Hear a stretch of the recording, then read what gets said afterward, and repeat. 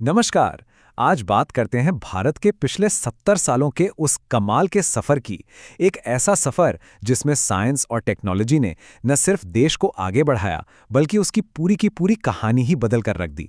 जरा सोचिए, एक तरफ आज का भारत है जो अपने रॉकेट्स खुद बनाकर स्पेस में भेज रहा है, और दूसरी तरफ 1947 का वो भारत जो अभी अभी आज़ाद हुआ था और जिसके सामने थी बेशुमार चुनौतियां। तो सवाल ये उठता है कि इतनी बड़ी छलांग आखिर लगी कैसे? आज़ादी के वक्त हालात कैसे थे, इसका अंदाज़ा आप इसी बात से लगा सकते हैं कि एक आम भारतीय की औसत उम्र महज 32 साल थी। सिर्फ 32 साल। सच में एक चौंकाने वाली बात है ये। और सिर्फ इतना ही नहीं, देश में मुश्किल से 12% लोग ही पढ़ना लिखना जानते थे। मतलब आप समझ सकते हैं कि भारत को अपनी शुरुआत बिल्कुल बिल्कुल जीरो से करनी थी। तो फिर 1947 में दुनिया के सबसे गरीब देशों में से एक गिना जाने वाला भारत आज दुनिया की टॉप 5 इकोनॉमीज में से एक कैसे बन गया? इसका जवाब छिपा है एक बहुत बड़े दांव में जो लगाया गया था साइंस और टेक्नोलॉजी पर। यही वो बुनियाद थी जिसने करोड़ों लोगों का पेट भरा और उन्हें अच्छी सेहत दी।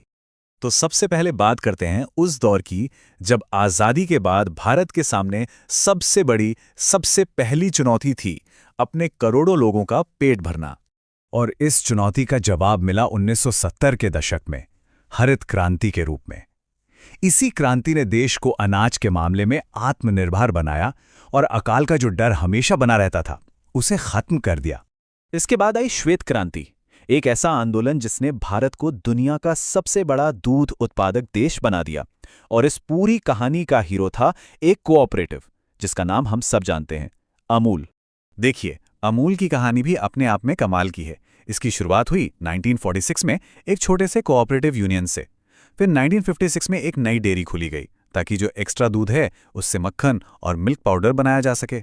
1965 में इसी मॉडल को पूरे देश में लागू करने के लिए नेशनल डेयरी डेवलपमेंट बोर्ड बना। और फिर 1974 में दूध की थैलियों ने, मतलब मिल्क पाउचेज ने तो जैसे क्रांति ही कर दी और दूध को घर घर तक पहुंचा दिया। ये टेक्नोलॉजी और टीम वर्क का एक बेहतरीन उदाहरण था। ठीक है, तो पेट भरने की समस्या तो हल हो गई। अब अगली बड़ी जरूरत थी सेहत। लेकिन सवाल ये था कि करोड़ों लोगों तक सस्ती दवाइयां कैसे पहुंचाई जाएं। ये कोई छोटी मोटी चुनौती नहीं थी। तो चलिए अब बात करते हैं हेल्थ सेक्टर की, और उस एक कानून की जिसने भारत को दुनिया की फार्मेसी का खिताब दिला दिया। 1960 के दशक में हालात ये थे कि भारत के दवा बाजार पर 90% से ज्यादा कब्जा विदेशी मल्टीनेशनल कंपनियों का था। और इसका सीधा सा मतलब था, दवाइयां बहुत बहुत ज्यादा महंगी थी। इतनी महंगी कि आम आदमी की पहुंच से कोसों दूर थी। और फिर आया असली गेम चेंजर, 1970 का इंडियन पेटेंट एक्ट। इस कानून ने एक बहुत बड़ा और बहुत जरूरी बदलाव किया।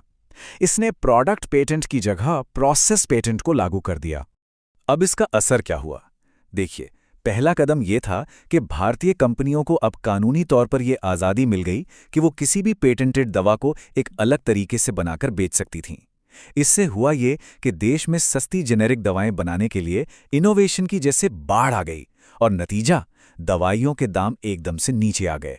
इससे न सिर्फ भारत के लोगों को जिंदगी बचाने वाली दवाइयां मिलीं, बल्कि भारत पूरी दुनिया के लिए दवाओं का एक बहुत बड़ा सप्लायर बन गया। तो खाना और सेहत, ये दो बड़ी जरूरतें तो पूरी हो गईं।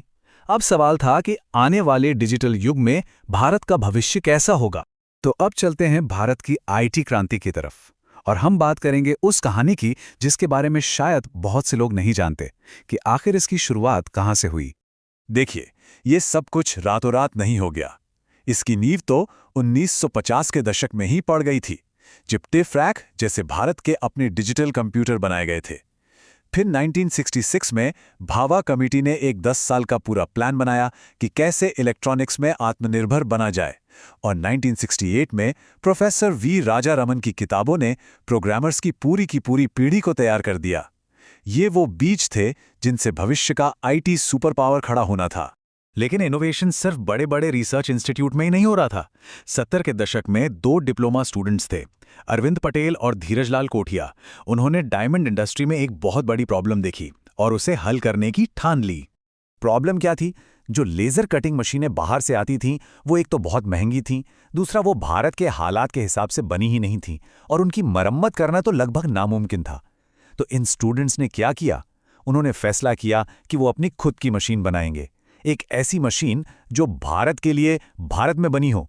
और जानते हैं, इसी एक सोच ने सूरत को दुनिया का डायमंड कटिंग हब बनाने में बहुत बड़ी भूमिका निभाई।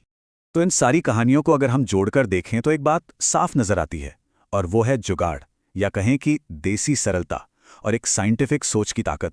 तो हमने क्या देखा? 70 के दशक में ग्रीन रेवोल्यूशन, 80 के दशक में व्हाइट रेवोल्यूशन और 90 के दशक में आईटी रेवोल्यूशन।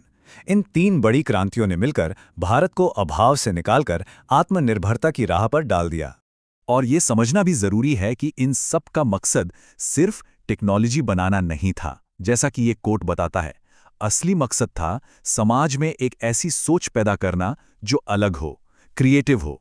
तो ये 70 साल का सफ़र हमें यही सिखाता है कि कैसे बड़ी से बड़ी चुनौतियों का हल अपनी ही सूझबूझ और इंजीन्यूइटी से निकाला जा सकता है। अब सवाल यह है कि यही विरासत, यही साइंटिफिक सोच आने वाले कल की किन समस्याओं को हल कर सकती है।